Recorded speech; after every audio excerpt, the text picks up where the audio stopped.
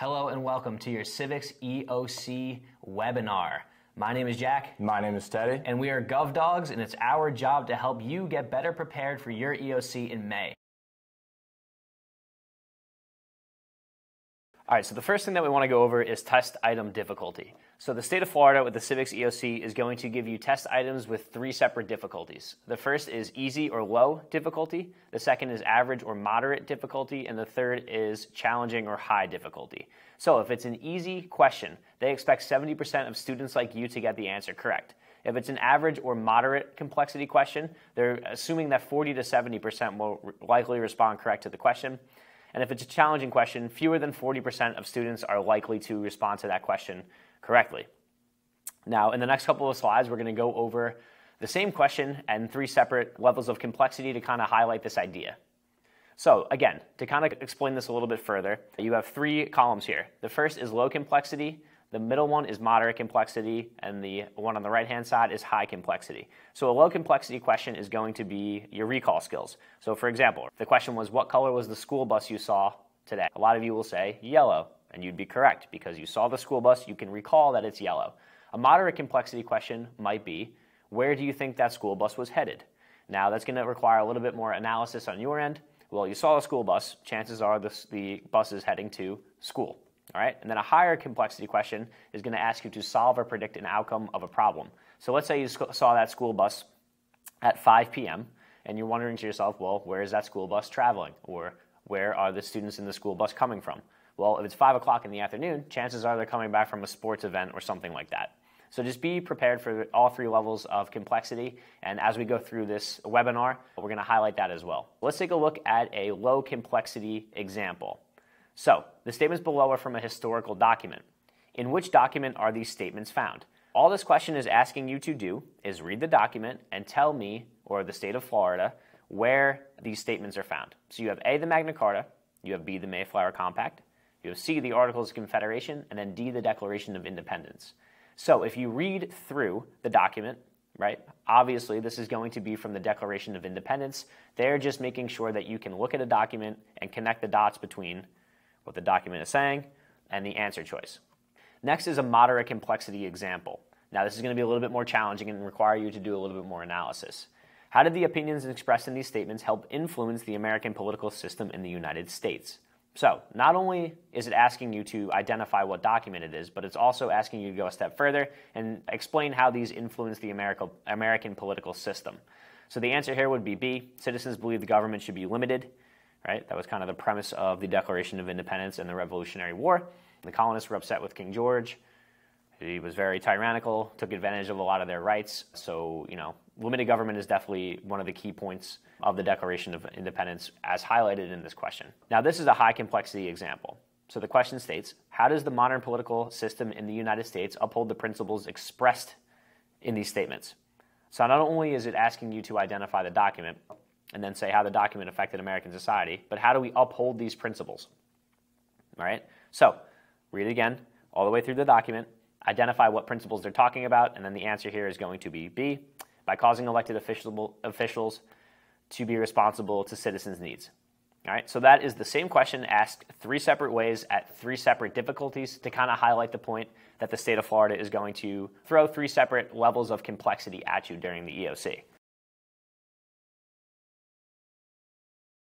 All right, so let's take a look at some sample test items. We'll start with number 1. So this is a low complexity example, and this is testing your recall ability. All right, so remember, is the school bus yellow? Yes, it's yellow, I saw it, etc. That's an example of recall. So it says, what is meant by the rule of law? So this specifically is asking you to define what rule of law is. So A, the idea that people are the source of government power. B, the idea that all people, including rulers and leaders, must obey the law. C, the theory that power should be divided amongst the 3 branches of government. And D, the power of the courts to interpret the Constitution and other laws.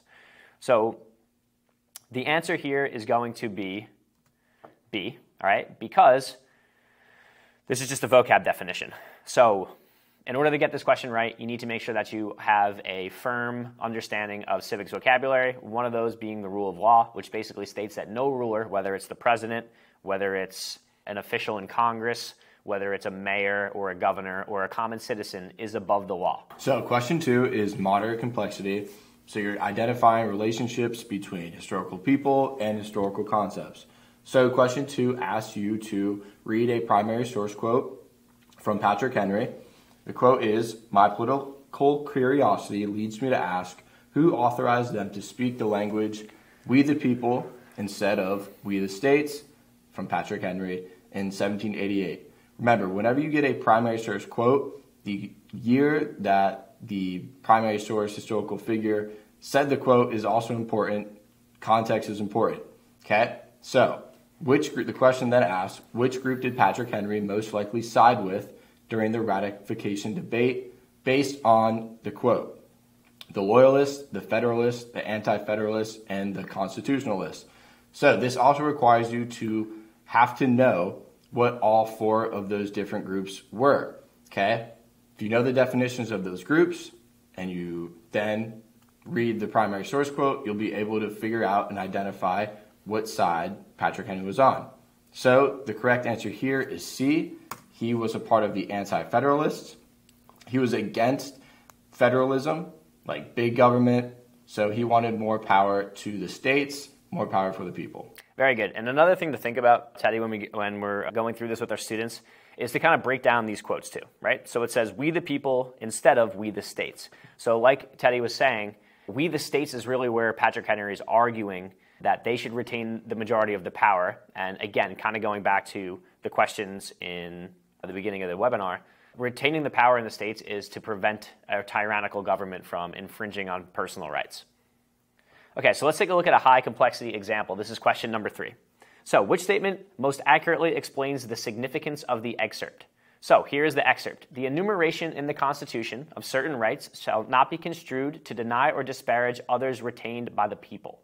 Right? So, there's a lot of big words for basically saying that any rights that are not listed in the Constitution go directly to the people.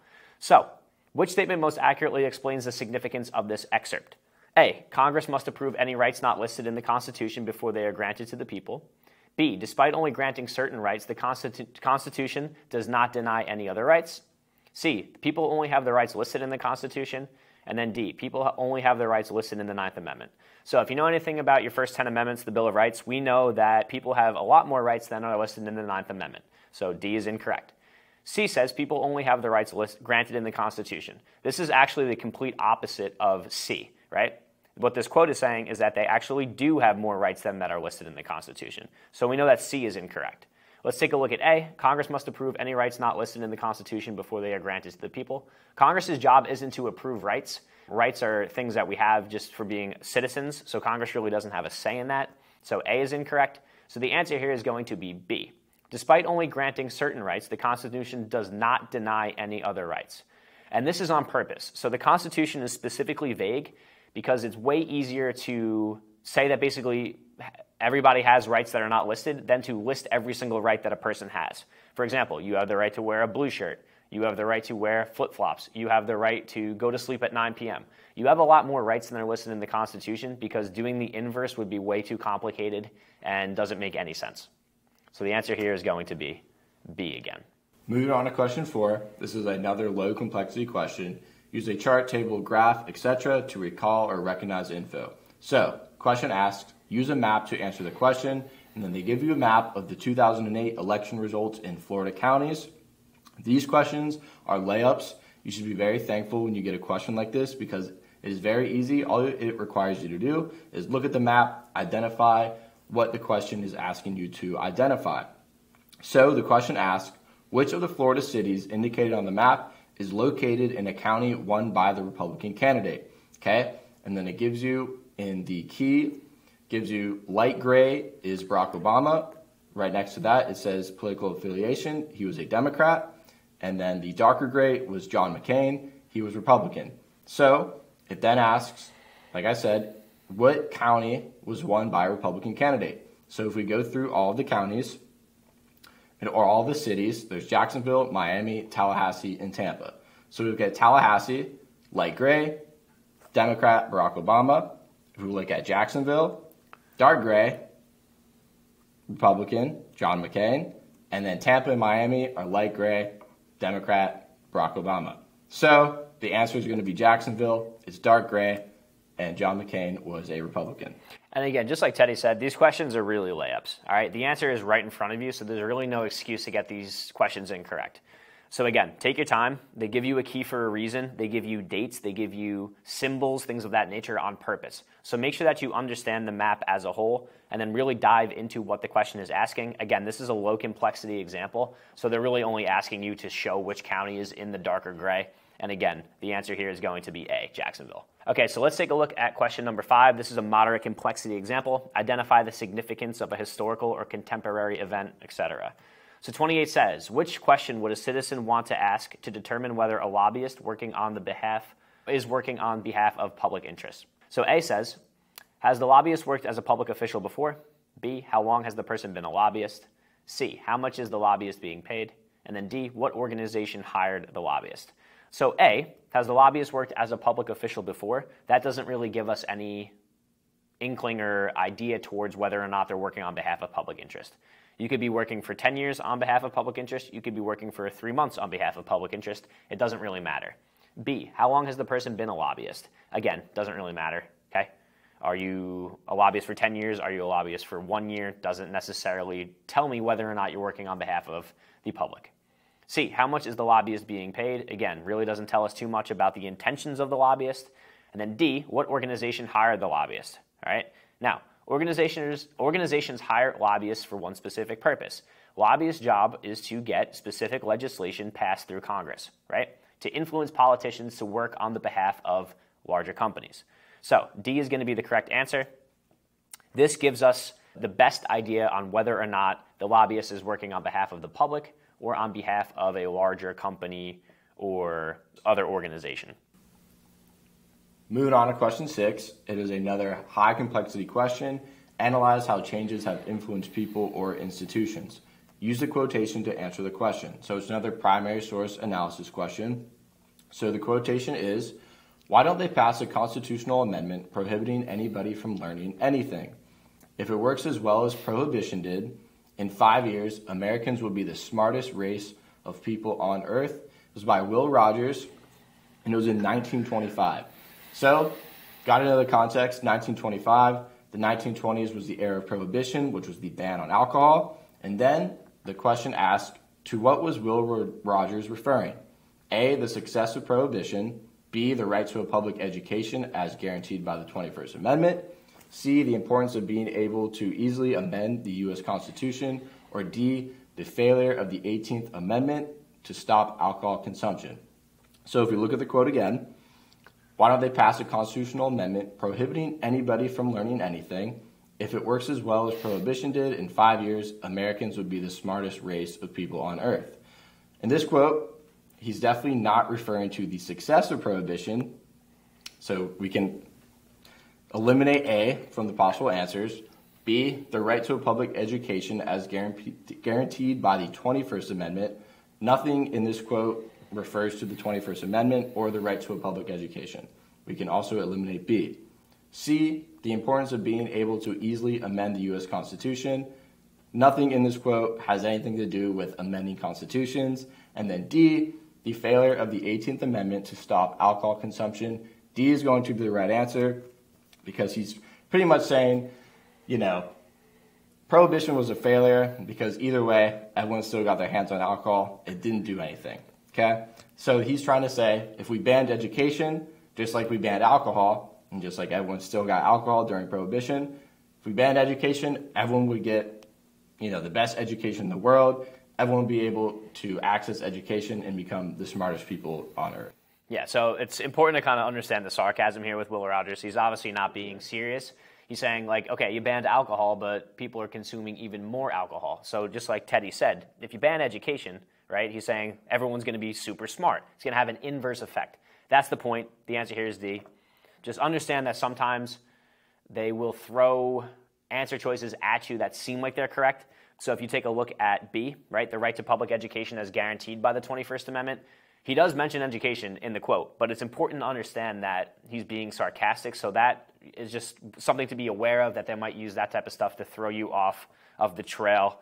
All right, let's take a look at question number 7. This is low complexity, identify or recall common historical events, etc. 2, what pamphlet denounced British rule and fanned the flames of the Revolution? So you have A, the Magna Carta, B, the 2 treatises of government, C, the Mayflower Compact, and then D, common sense. So if you know your history, Magna Carta was 1215, okay, the year 1215, not the time, and it basically just focused on limited government. So this is not going to be our answer. B, 2 treatises of government, never heard of it. You, Teddy? I've never heard of it. Not important. B is incorrect. C, the Mayflower Compact. Again, this is going to be in the 1600s. The Revolution was the 1700s. The answer here is D. Thomas Paine wrote Common Sense, basically as a way to influence the colonists to believe that becoming independent from Britain was the right thing to do. And he sold a bunch of copies. So it was very, very popular. It was definitely well received by the colonists, and this was definitely a catalyst for the Revolutionary War. Answer choice D. Moving on. Question 8, moderate complexity. Identify outcomes of particular cause and effect relationships. This question asks, how does registering to vote fulfill a responsibility of a citizenship? And then the possible answers are, A, registering to vote communicates your opinions based on your representatives. B, registering to vote makes you eligible to be called for your jury duty. C, without registering, you cannot express your political views through voting. And D, without registering, you cannot give money to a political campaign. So how does registering to vote fulfill a responsibility of citizenship? A says registering to vote communicates your opinions to your representatives. Kind of, but not so much. You can communicate your opinions to representatives other ways than voting. You don't need to register to vote to do that. B asks or says, registering to vote makes you eligible to be called for jury duty. That's not correct. You can be called for jury duty even if you are not, registered to vote. C asks or says, without registering, you cannot express your political views through voting. That's true. Seems pretty right. And then finally, D, without registering, you cannot give money to a political campaign. You can donate any amount of money to any political campaign, even without registering to vote. So C is the correct answer here. Without registering, you cannot express your political views through voting. Okay? The only way to express your political views is to vote. For sure. It's the same thing as if you signed up for a marathon, right? Okay, you registered for the marathon. Does that mean that you completed and ran the marathon? No. Same thing here. So if you register to vote, great. You took the first step in, progressing towards being able to interact with your government in a meaningful way. But unless you actually vote, the registration really means nothing. So the answer here is going to be C. Let's take a look at number 9. This is high complexity, and it is asking you to analyze similarities and differences. So which of the following comparisons is correct? A, direct democracies have always been more common than oligarchies. B, an autocracy might be a monarchy or a dictatorship. C, in a theocracy, the people have more power than they do in a representative democracy. And D, socialism and direct democracy are often combined in the same government. All right, so let's take a look at A. Direct democracies are actually pretty uncommon, and the reason being is population. So for example, back in the day when everyone was in Greece, with their togas on, in Rome with their togas on, they were able to kind of congregate together, raise their hand, and vote on things in person. We have about 350 million people in the United States of America. Direct democracy is just not very common anymore just based on population. So we know that A is incorrect. B, an autocracy might be a monarchy or a dictatorship, potentially. C, in a theocracy, the people have more power than they do in a representative democracy. People in a representative democracy have a lot more power than they do in a theocracy. Again, theocracy being a government with a religious focus. And then D, socialism and direct democracy are often combined in the same government. So socialism is often combined with things that lack choice. Democracy is choice. So that one's going to be incorrect. So the best answer choice here is going to be B. An autocracy might be a monarchy or a dictatorship. Okay? Autocrat means one, right? One ruler. Two forms of government with one ruler are dictatorships or monarchies. Again, this kind of just relies on your ability to go back to your civics vocab and kind of extrapolate that out to fit the answer choices that they're providing you. Last question, question 10, is another high complexity question. Generalize or draw conclusions when presented with historical info. Okay, another primary source analysis. Use a quotation to answer the question. Quotation is from Thomas Jefferson. The way to have good and safe government is to not trust it all to one, but to divide it among the many, distributing it to everyone exactly the functions in which he is competent. Thomas Jefferson, 1816. Then the question asks, How does this quote support the idea of different obligations for state and local governments? A says state governments are more reliable than local governments for providing a city with services. Not so much, but we'll move on. B, different levels of government can provide the same services equally well. Not so much. C, we'll move on. Local governments can offer a wider range of services to people living nearby. And then D, different levels of government can provide separate services more easily and efficiently. So, if we look at A again, state governments are not more reliable than local governments for providing the city with services. If you had the entire state of Florida having to, in Tallahassee, where the state government is located, if everyone in Tallahassee, all the lawmakers, all the congressmen, all the representatives of the state of Florida have to worry about and have to manage every single city in Florida, and every single city in Florida doesn't have a local government, it's not going to work out very well. So we can eliminate A. B says different levels of government can provide the same services equally well. It just doesn't work like that because there's different services for different reasons. There's like water management, environmental management within your government. There's, financials, all that. So different services are there to provide and, make other services work. You can't have one government or one, type of organization, managing every single service in a city, in a town, in a state. So we can also eliminate B. And then C, local governments can offer a wider range of services to people living nearby.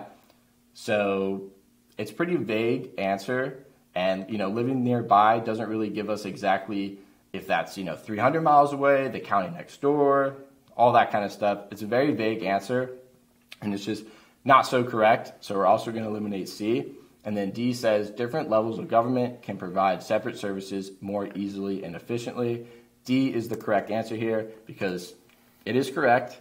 Yes, different levels of government are there to provide separate services more easily and efficiently.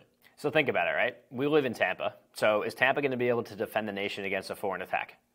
Probably not. But will the federal government be able to? Probably, right? Should it be the federal government's job to hand out parking tickets? Probably not. But can Tampa handle that pretty well? Absolutely. So that just is an example of why D is the correct answer. Different levels of government have different responsibilities, and they can handle those responsibilities more efficiently without having to ask the federal government or the local government or the state government to intervene depending on who is in charge of that responsibility. Thank you all so much for sticking with us through these 25 minutes. If you haven't already, please go ahead and follow us on social media at GovDogs on YouTube, on Instagram, and on TikTok.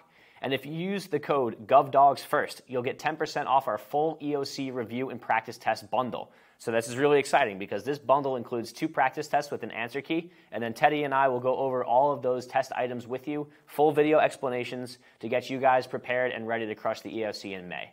Thanks again, and I hope to see you soon. Thank you again. Good luck on your EOC.